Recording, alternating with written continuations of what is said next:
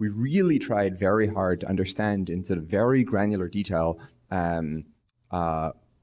what exactly it was that people were doing, where they were tripping up and so on. So just to give you some examples, we had a chat room for sort of providing support when people were integrating Stripe.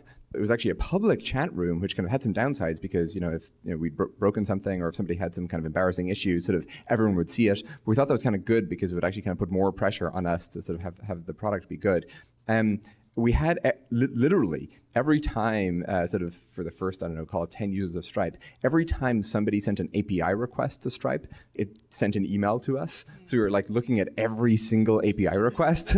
And if we saw users do something weird, we're like, well, why did they do that, right? Or kind of where were our docs confusing or whatever. We did things like every time anyone ever hit an error, that generated like a high priority email to us. And so we would sort of try to immediately go solve it. And that also kind of generated sort of, I think, this pleasant kind of user experience where, it's frustrating when you hit an error in some service, but we could then often sort of 15 minutes later reach out to them and say, hey, we saw that you have encountered this problem. It's all fixed now. These are all kind of examples, I would say, of the sort of general pattern of sort of really trying to be kind of hyper attentive to all the micro details of sort of what people were doing with the product and kind of iterating rapidly in response to it.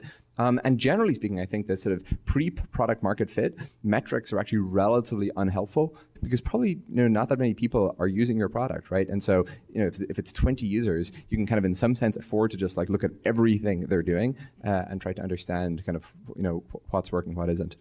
And actually, on this point, we had a thing at the bottom of every web page. We had a little sort of text box, but we had placeholder text in it to sort of try to prime people to tell us things. Most of the prompts were negative. It was, like the worst thing about Stripe is, or the worst thing about this page is, or I really hate the way Stripe does, or whatever. At that stage, you have to be kind of masochistic. And so again, we'd be sort of always waking up to, all these emails, telling us all the terrible things about Stripe.